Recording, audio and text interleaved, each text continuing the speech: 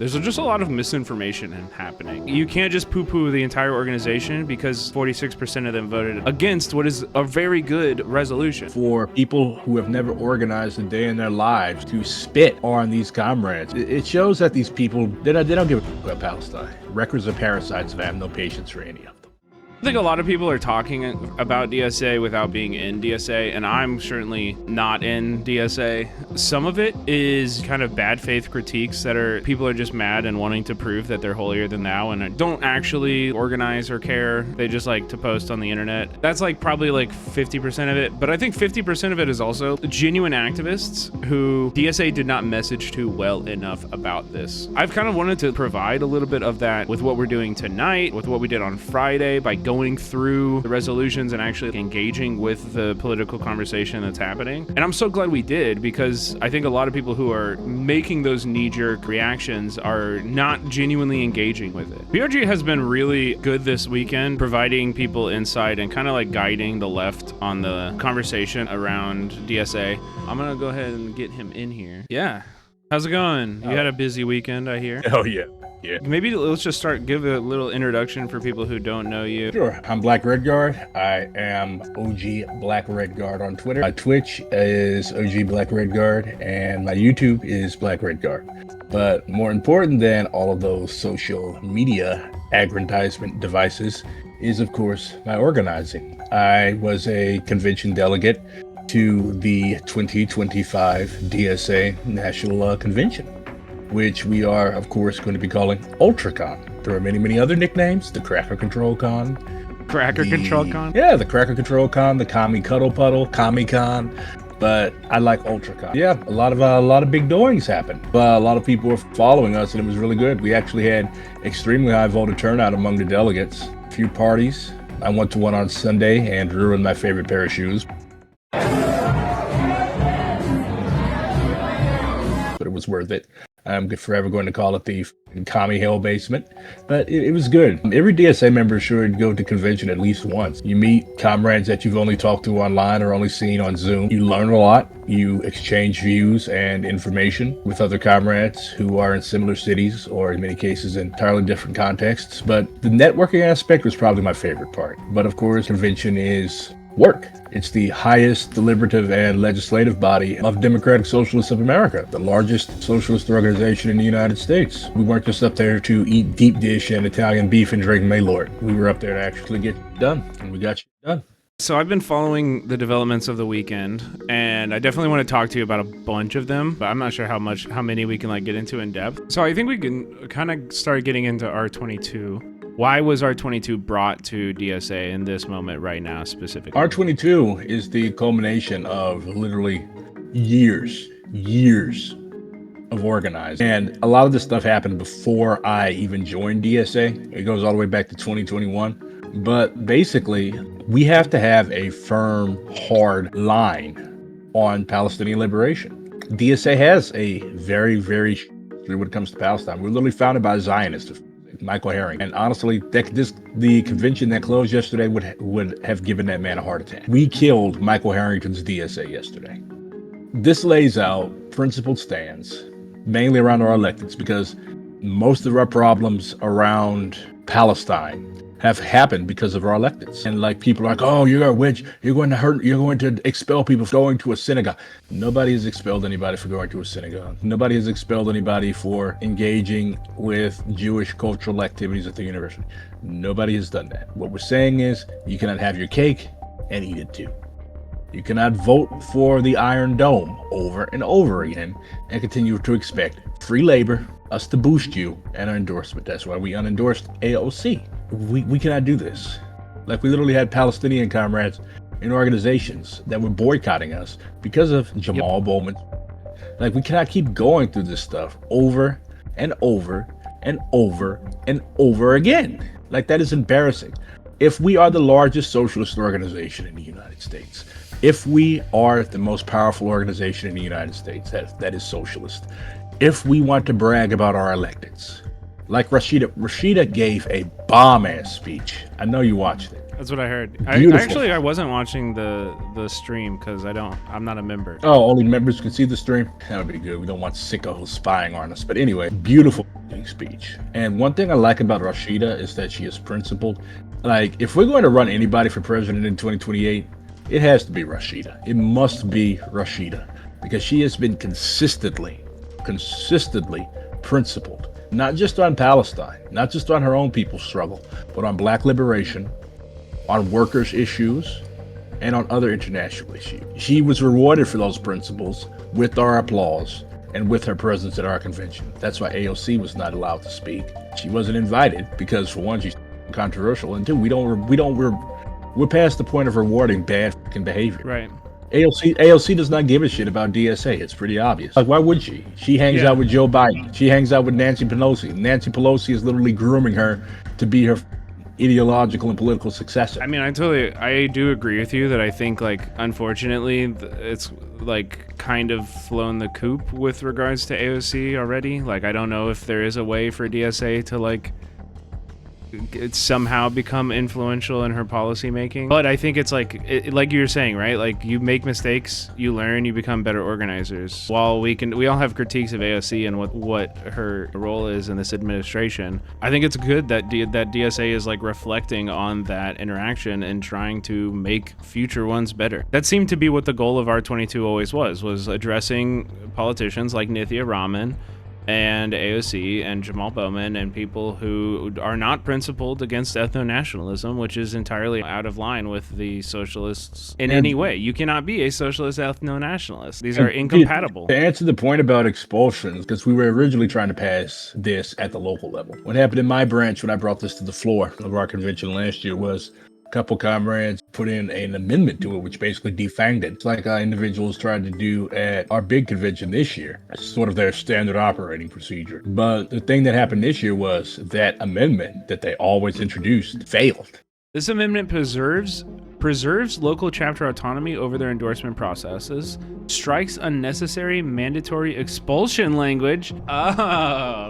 Oh. Yeah, so here's the original. You can see where they struck out and what they added here. Be it resolved that potential candidates who cannot commit to the aforementioned basic expectations, and it says shall be deemed by, this is what it is currently, shall be deemed by the National Electoral Commission as well as any relevant approving bodies at national chapter as ineligible for national endorsement by DSA. And they're saying may be deemed as ineligible. Yeah, fuck you.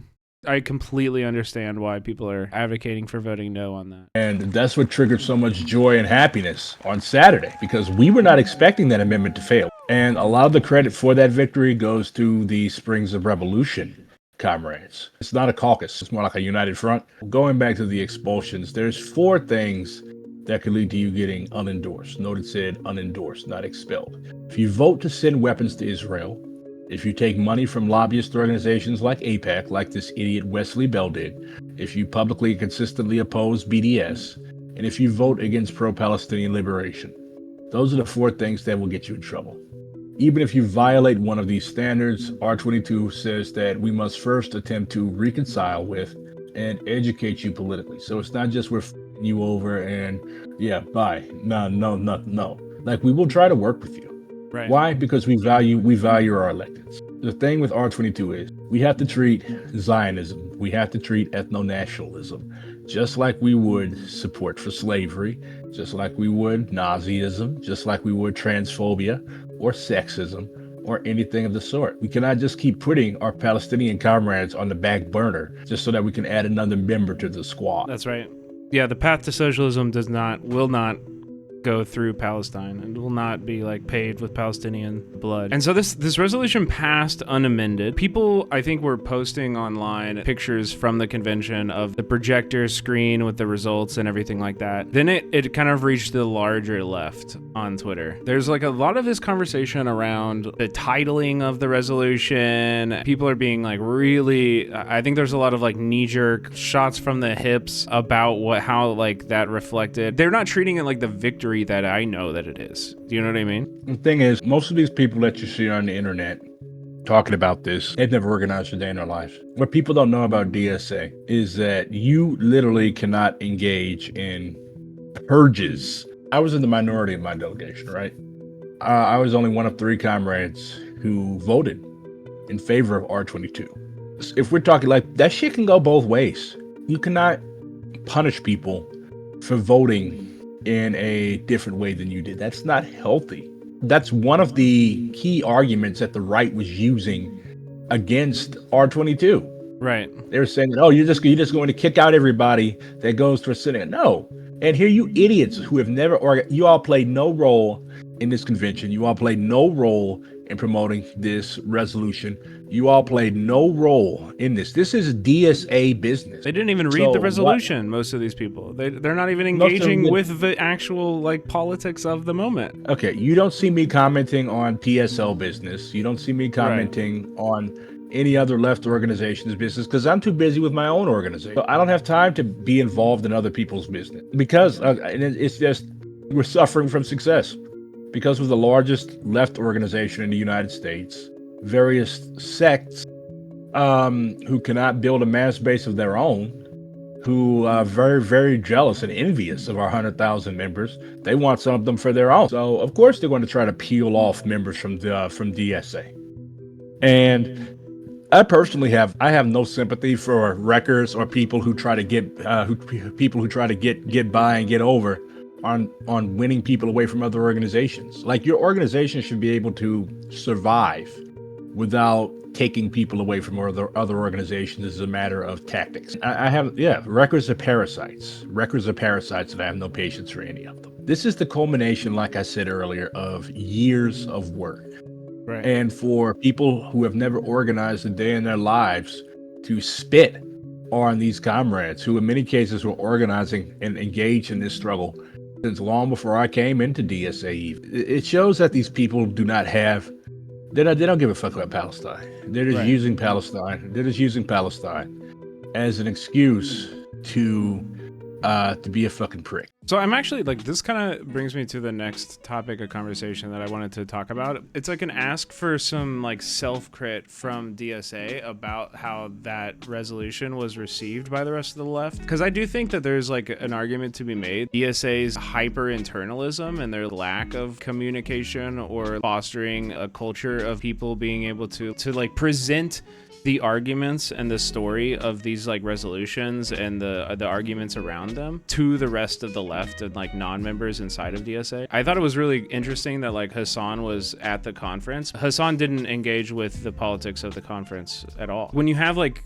the DNC, and obviously this is not something that we want to model after in any way, the DNC exists. A lot of it is for people outside of the room. I do kind of like wonder if there's things that you think DSA could do better to kind of like present their vision and like the collective moment that it's in to the rest of the left. We do have a website, and many of our caucuses, including my own, have websites where we talk about our positions on things that are happening in DSA, things that are going to happen in DSA, and we lay out our positions. DSA does issue statements. But I definitely think that we can.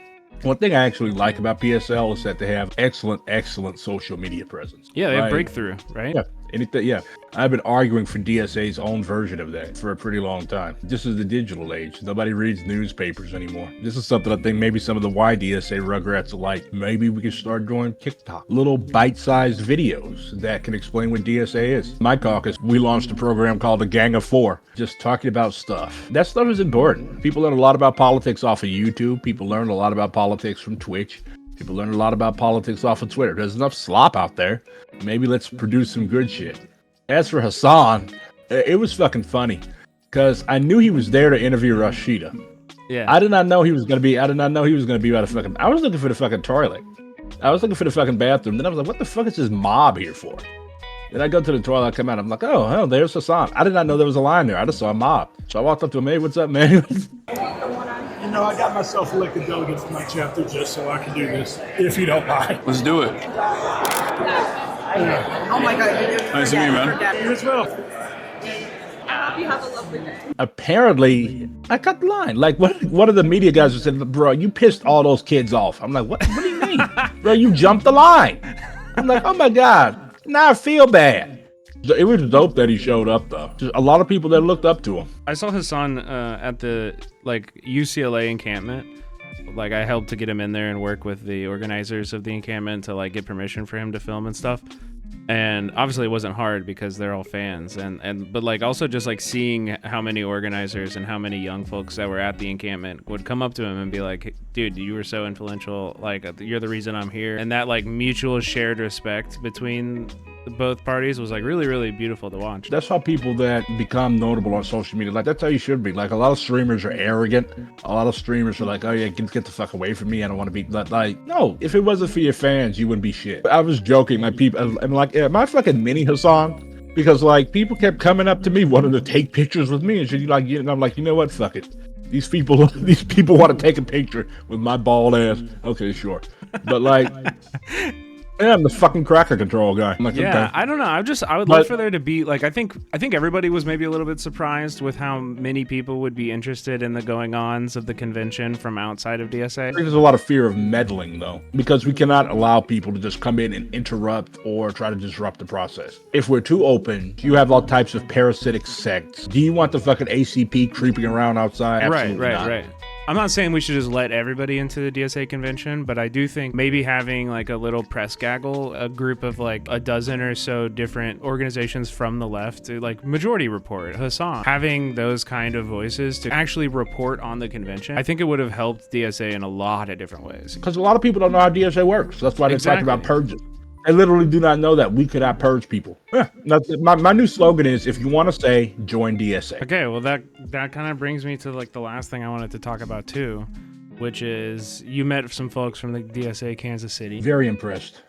Yeah, you were singing their praises to me. I've only had good interactions with them as well, and I think the moment that I'm in my organizing in general, I feel like I already have an organizing home with the organizations that I'm working with. Add DSA to it. Yeah, add that's DSA what it would be. You. Is it would be just adding them in and trying to work with them, because I think right now, genuinely, my biggest political mission is building a coalition to fight against ICE and fight against the deportations. And it's not a coalition if you don't have DSA. We're still the fucking largest socialist organization in the United States, man. If you join DSA, man, you might get to see me at 2027 Con. Wouldn't you like that? I highly doubt I'll ever be involved in DSA enough to get elected to a delegation, but that'd be cool. You are a doomer. I mean, I'm not. That's not doomer. No. It's more so just understanding my capacity and where I'm, how much I organize already, because I feel very full and happy with my organizing home that I'm in. Why can't you synthesize it with DSA? Maybe you can teach DSA Kansas City new things. Why are you being greedy, bro?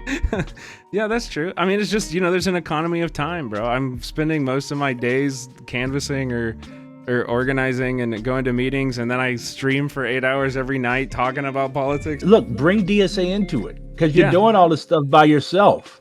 DSA will have you with the crew. We're the master canvassers, bro. When you talk about DSA, you're talking about canvassing. And the chapter that you would be in, KC, they are the most left chapter in Missouri. They literally voted 100% in favor of R22. But they reached out to me before the convention and were like, hey, dude, everybody who's going with us is voting to censor Nithya, just so you know. And I was like, you are speaking my language. The Riz is off the charts here.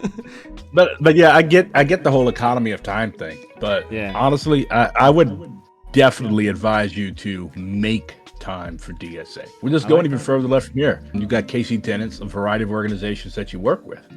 That's dope. But if you want to build a coalition, it would be better, I think, to have a foot in each door. Even if you are initially just a paper member, having 100,000 comrades is not something to be sniffed at. Yeah, no, I agree. And I think that's where I've been kind of leaning the last few days is if I am serious about building this coalition, I need to be a leader of a coalitions, which is being a member of a bunch of different orgs and trying to bring them all together into one thing. There you go. Can I ask, what at the convention, what is the conversation around anti-ICE activism? How much is rapid response? Are those two words, rapid response, being said in DSA meetings nationally right now? One of my comrades in East Bay, well, I can't talk too much. And this is, of course, work that is pseudo underground at this point. People are talking about it and people are acting on it. Okay, cool. I mean, I like to hear that. It's not something that that we're ignoring. It's gonna be, I mean, if you see what Trump is doing with DC right now, he's telling us directly that he's gonna be using this as a blueprint, essentially. Yeah, he used LA as his blueprint. We literally passed the resolution on the consent agenda: fight fascist state repression and ICE. That was also on the Springs of Revolution slate of resolutions that was passed. That was the most left proposal, and it was put on our consent agenda, which we passed. So when will we hear about the resolutions that were kicked to the NPC? I mean, like, when will we get results on them? I can't give you a timeline on that. I mean, I'm just curious. I want to know when Nithya gets expelled so I can have a champagne bottle ready. You have beef with her that goes beyond. Do you know anything about her? I know she's a piece of shit, but it's like you have personal beef with Nithya Raman. Yeah, I lived in LA for 6 years and was an abolitionist organizer there, and watched her and all of DSA defend the largest police budget increases that they've ever done, and then watched her vote against and like propose articles that fucked up Palestinian activism in the city. Like, she was actively deorganizing and like harming leftist organizing in LA, and DSA continued to, I don't know, I do have drama with DSA LA. Nithya Raman has been at the top of my shit list for almost like half a decade. It's been almost 5 years that Nithya Raman has been a pain in my fucking ass. Nothing gets me angrier than Nithya Raman. And it's such a failure of the leftist movement in LA. Not just Israel. She's also voted for a lot of police budget increases too. She just recently, when the police were brutalizing people in LA for protesting against ICE, she just voted to fund their overtime specifically for those protests. The cops were getting paid overtime, and she approved it. The redirection of city funds from other shit into police budgets to pay their overtime for them to shoot leftist protesters in the fucking head. That is unacceptable. I'm sorry, man. She consistently does things that are in favor of like the state's goals and directly against our goals as organizing people. But that is not the entire organization. And I loved it was really heartening to see the national org stand in direct opposition to the policies that DSA LA has fought so fucking hard to maintain. Like, they have defended her. What? The rightists in LA defended her. The leftists did not. Every DSA chapter has a left and a right. I've never seen any results from the DSA LA left, so I'm not. Yeah, maybe they exist, but they're not. Because they keep purging them, bro. They keep self-purging. Yeah, folks literally make an environment so if they don't want you around, they don't have to purge it. They just have to make shit so fucking hard for you to be there that you just fucking purge yourself. No, I mean, yeah, that's what happened to me. I was a member of DSA and I left because I hated what DSA LA was doing. But again, I'm hopeful for KC. I think I might fill out that membership form this week or so. Do it. If you do, let me know. Then I can finally call you comrade. Until then, you are just Brett. What? You don't consider me a comrade? Comrades are people that are in the same organization, not people you know from the internet. That's okay. All I have to do is autofill all my information into DSA's website. Yes, give us your social security number. You convinced me. Never said I gave you nothing. But I really, really appreciate you coming on. I appreciate these convos. We are in the same struggle. Even if you won't call me a comrade, I do consider us in the same struggle. Since you just joined, I can call you comrade now. All right, thanks, man. Take care, bro. Problem, comrade. Take care. What a great talk. Yeah, I thought that was really informative. Hopefully it can like help you guys to understand where DSA is and who is in DSA. Needed a breakdown of the weekend? Thanks. Yeah, hell yeah. Hope you enjoyed it. If you're coming in and you're a DSA member and just like checking it out, make sure you drop a follow. We do political coverage all the time on the left, specifically with a focus on the ground organizing and ways we can resist fascism. So this is what we do every night, every time we stream. So